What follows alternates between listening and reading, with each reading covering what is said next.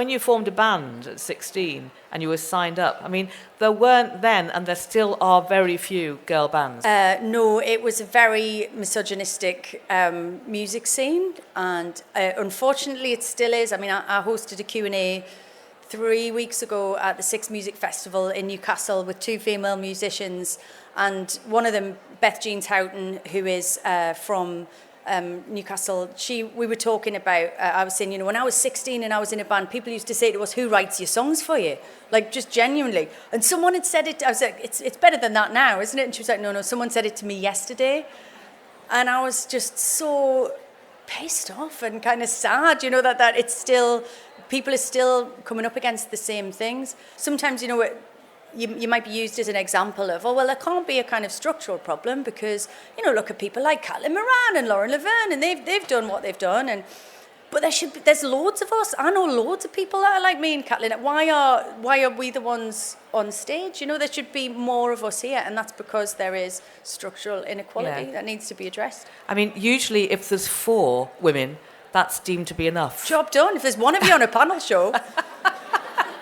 You must have snuck in dressed up as a man. I mean, you don't expect to take up the kind of flag for being a girl or a woman. Yeah. You just think you're going to have your life. Yeah. And there comes a moment, maybe, it certainly did for me, or I think you have for you, when you suddenly think, there really is actually an issue about equality. And I am a woman, and I've experienced it, and now I'm going to talk about it. Yeah. So... Well, the glass ceiling doesn't look like it's there until you hit it. It's everything's groovy when you're 22, and you can work all day, and that's not a problem, and you can stay late at the office, or you can. That's fine. You start off in this career, and it's all brilliant, and then you have a baby, and soon it's like bang. What are you going to do? You've got to pick that child up, or you've got to find them childcare, and you just. You notice those things when you come into contact with them. It's natural, isn't it? So, I mean, I think that's just the way it is. So, I mean, obviously, there are glass ceilings that people have of different kinds depending on their life experience. But when you hit the glass ceiling, and you obviously hit it in your own domestic circumstances, just because of the normality of domestic life. But did you decide that you were then going to start talking about it? Because in a public space, a lot of women choose to avoid, being, if you like, a woman who calls out misogyny or calls out sexism. But you actually are bold and you talk about it.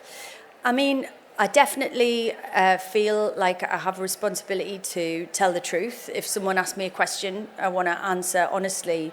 But I also feel a responsibility to just get on with it. I kind of feel like I just want to make an alternative. And I think, as feminists, we can be very hard on other women and other feminists who aren't saying things in exactly the way that we would like them to say, and they're not saying the thing that we want them to say at that particular time.